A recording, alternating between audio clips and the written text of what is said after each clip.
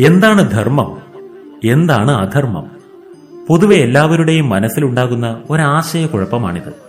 ഞാൻ ചെയ്യുന്നത് ധർമ്മം തന്നെയാണോ, അതോ ഞാൻ ചെയ്യുന്നത് അധർമ്മമാണോ? മറ്റുള്ളവർ ചെയ്യുന്നത് ധർമ്മമാണോ അധർമ്മമാണോ? ഇതെല്ലാം എങ്ങനെയാണ് തീരുമാനിക്കുക? ധർമ്മവും അധർമ്മവും തമ്മിലുള്ള വ്യത്യാസം കേവലം ചെറിയൊരു വ്യത്യാസത്തിൽ നിന്ന് മനസ്സിലാക്കുവാൻ കഴിയും.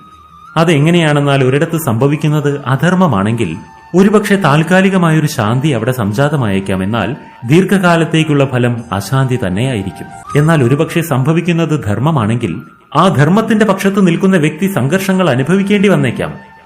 എന്നാൽ ആ സംഘർഷങ്ങൾ ഒരിക്കലും ശാശ്വതമായിരിക്കുകയില്ല.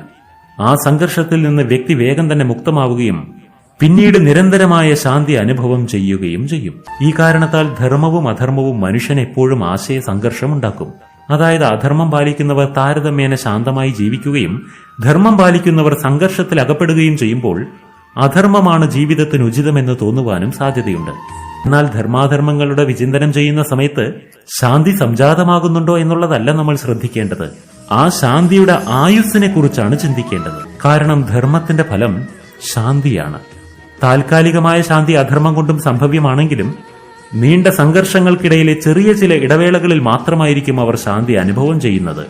എന്നാൽ ധർമ്മം പാലിക്കുന്നവരാകട്ടെ ചെറിയ ചെറിയ സംഘർഷങ്ങളിൽ അകപ്പെടുമെങ്കിലും തന്റെ അന്തരംഗങ്ങളിൽ എപ്പോഴും ഒരു ശാന്തി നിലനിർത്തുവാൻ അവർക്ക് സാധിക്കും. ബാഹ്യമായി സംഘർഷങ്ങൾ പ്രതീതമാകുമെങ്കിലും അവരുടെ അന്തരംഗം ശാന്തം തന്നെയായിരിക്കും. മാത്രമല്ല, ജീവിതത്തിന്റെ അവസാന പകുതിയിലേക്ക് എത്തുമ്പോഴേക്കും ധർമ്മം പാലിക്കുന്നവർ മാത്രമായിരിക്കും ശാന്തി അനുഭവം ചെയ്യുക.